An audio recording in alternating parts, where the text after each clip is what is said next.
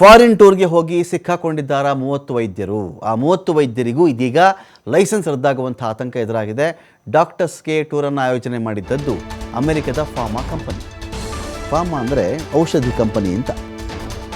ಅಮೆರಿಕದ pharma company ಈ ವೈದ್ಯರಿಗೆ ಒಂದು ಟೂರನ್ನು ಆಯೋಜನೆ ಮಾಡಿದಾಗ ಏನಿದೆ ರೀ ಅದರಲ್ಲಿ ಸಮಸ್ಯೆ? ಸಹಜವಾಗಿ ಒಂದು ಪ್ರಶ್ನೆ ಬರುತ್ತೆ.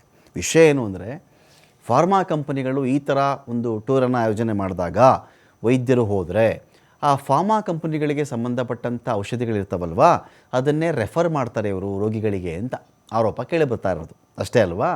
ಯಾವ ಫಾರ್ಮಾ ಕಂಪನಿ ಇವ್ರಿಗೆ ಆಯೋಜನೆ ಮಾಡುತ್ತೋ ಟೂರ್, ಬನ್ನಿ ಅಮೆರಿಕಾಗೆ ಅಂತ ಕರೆಯುತ್ತೋ, ಸುತ್ತಾಡ್ತಾರೆ, ಓಡಾಡ್ತಾರಲ್ಲೆಲ್ಲ, ನೆಕ್ಸ್ಟ್ ಇಲ್ಲಿಗೆ ಬರ್ತಾರೆ. ಬಂದಾಗ ಯಾವುದಾದ್ರೂ ಕಾಯಿಲೆ ಇದ್ದಾಗ ಆ ಫಾರ್ಮಾ ಕಂಪನಿಯದ್ದೇ ಔಷಧಿ ಬರೀತಾರೆ ಇವರು, ಆ ಮೂಲಕ ಲಾಭ ಮಾಡಿಕೊಡ್ತಾರೆ. ಈಗ ಸುಮ್ಮನೆ ಅವರು ಆಯೋಜನೆ ಮಾಡ್ತಾರಾ ಅಂತ ಪ್ರಶ್ನೆ ಇದೆ ಇಲ್ಲಿ. ಆ ನಿಯಮ ಉಲ್ಲಂಘನೆ ಮಾಡಿರುವುದಕ್ಕೆ ಅಮೆರಿಕದ ಫಾರ್ಮಾ ಕಂಪನಿಗೂ ಶಿಕ್ಷೆ ಖಚಿತ. ದೇಶದ ಫಾರ್ಮಾ ವಲಯದಲ್ಲಿ ತಳಮಳವನ್ನು ಸೃಷ್ಟಿ ಮಾಡಿದೆ ಈ ಒಂದು ಪ್ರಕರಣ. 2024ರ ಫಾರ್ಮಾಸ್ಯೂಟಿಕಲ್ ಮಾರ್ಕೆಟಿಂಗ್ ಪದ್ಧತಿಗಳ ನೀತಿ ಸಂಹಿತೆಯನ್ನು ಉಲ್ಲಂಘನೆ ಮಾಡಿದ್ದಾರೆ ಇವರು ಅಂತ.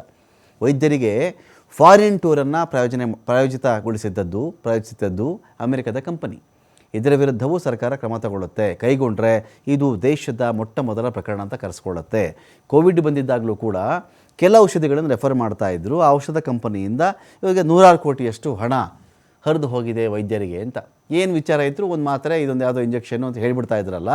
ಈ ಕೇಸಲ್ಲಿ ಅವ್ರಿಗೆ ಯಾಕೆ ಅದನ್ನೇ ರೆಫರ್ ಮಾಡ್ತಾಯಿದ್ರು ಅಂದರೆ ಅವರಿಂದ ಅವ್ರಿಗೆ ಕಿಕ್ ಬ್ಯಾಕ್ ಇದೆ ಅಂತ. ಅದು ಬರ್ಕೊಟ್ರೆ ಅವ್ರಿಗೆಲ್ಲ ಹಣ ಬರುತ್ತೆ ಅಂತ ಆರೋಪ ಕೇಳಿ ಬಂದಿತ್ತು. ಸೊ ಇಲ್ಲಿಯೂ ಕೂಡ ಒಂದು ಫಾರ್ಮಾಸ್ಯೂಟಿಕಲ್ ಕಂಪನಿ ಒಂದು ಟ್ರಿಪ್ಪನ್ನು ಆಯೋಜನೆ ಮಾಡುತ್ತೆ. ದೇಶದಿಂದ ಒಂದು 30 ಜನ ಡಾಕ್ಟ್ರುಗಳು ಹೋಗ್ತಾರೆ ಅಂದಾಗ ಈ ಡಾಕ್ಟ್ರುಗಳು ನೆಕ್ಸ್ಟ್ ಇಲ್ಲಿ ಬಂದು, ಅದು ಏನೋ ಸಣ್ಣ ಪುಟ್ಟ ವೈದ್ಯರಿಗೆಲ್ಲ ಕರೀತಾರೆ ಅವರು. ಆ ವೈದ್ಯದ ಒಂದು ಪ್ರಭಾವಿ ವಲಯ ಇರಬೇಕಾಗುತ್ತೆ. ಆ ಥರದ ಪ್ರಭಾವಿ ವಲಯ ಇದ್ದಾಗ ಅವ್ರು ಹೇಳಿದ್ರೆ ಮಾತನಾಡಿ, ಬರೀ ಒಂದು ಆಸ್ಪತ್ರೆ, ಒಂದು 30 ಆಸ್ಪತ್ರೆಯಲ್ಲಿ ಮಾತ್ರೆ ಮಾರಿಬಿಟ್ರೆ ಅವರಿಗೆ ಲಾಭ ಬರುತ್ತಾ? ಇಲ್ಲ. ಯಾವುದೋ ಒಂದು ಒಳ್ಳೆ ಪೊಸಿಷನ್ ಇರಬೇಕಾಗತ್ತೆ ಇವರೆಲ್ಲರೂ ಕೂಡ. ಆ ಮೂಲಕ 10 ಆಸ್ಪತ್ರೆಗಳಿಗೆ ಇವ್ರು ಹೇಳಿದಂಥ ಮಾತ್ರೆಗಳು ಸಪ್ಲೈ ಆಗಬಹುದು, ಗೊತ್ತಿಲ್ಲ ನಮ್ಗೆ ಯಾರು ಅಂತ.